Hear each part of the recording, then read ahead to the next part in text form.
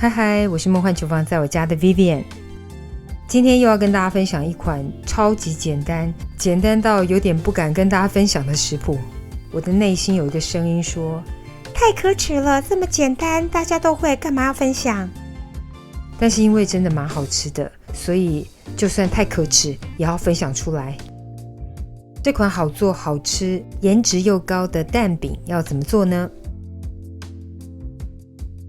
我们赶快来准备所有材料的部分，所有材料配方就请大家自行萤幕截图，文字食谱的连结我也会放在资讯栏当中，有需要的朋友请多加利用。先把所有的食材前处理一下，青葱切成葱花，或者用韭菜也可以，然后火腿切丁，也可以替换成培根、热狗或香肠。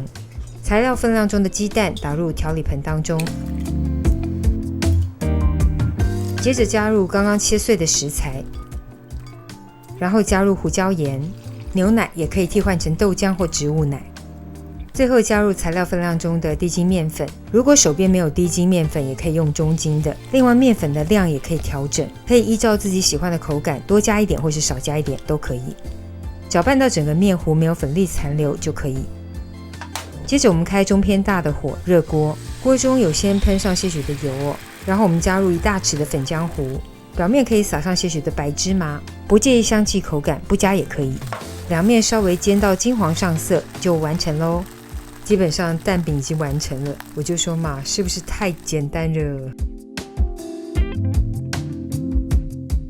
大家可以依照喜欢的口感来决定蛋饼的厚薄程度，完成的饼皮呢也很多种吃法。第一种变化来分享个寿司卷，先来做个紫菜芝麻拌饭，你也可以做个韩式拌饭啦、蛋炒饭甚至油饭都可以。现在市售有很多的拌饭松都可以拿来做个简易的拌饭。接着我们在蛋饼皮上铺上海苔，我喜欢韩式的麻油海苔。接着在上方放上刚刚的拌饭，稍微把饭压紧压实，然后顺势把饭团给卷起来，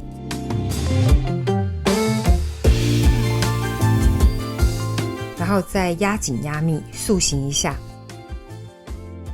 这样的蛋饼寿司海苔卷就完成咯。食谱太简单了，再来一个变化版，饼皮加入喜欢的生菜，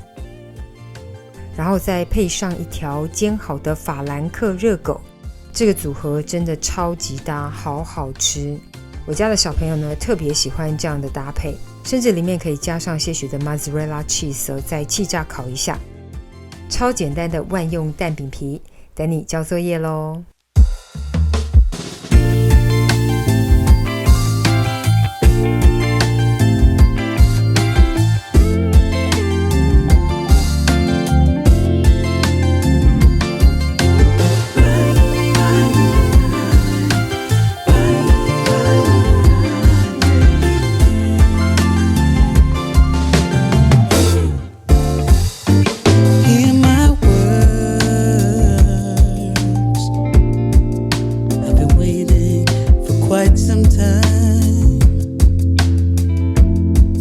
I don't know if you have heard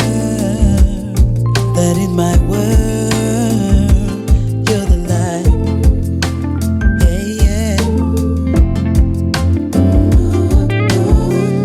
So buy me time, oh buy me time, baby. Oh, I know it's in the late hour. I've crossed the line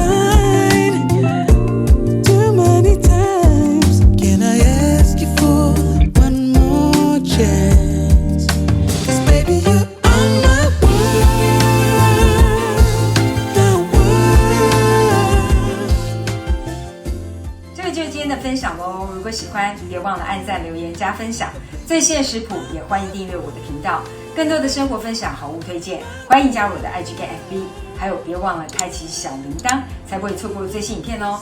耶稣爱你，我也爱你，我们下次见，拜拜。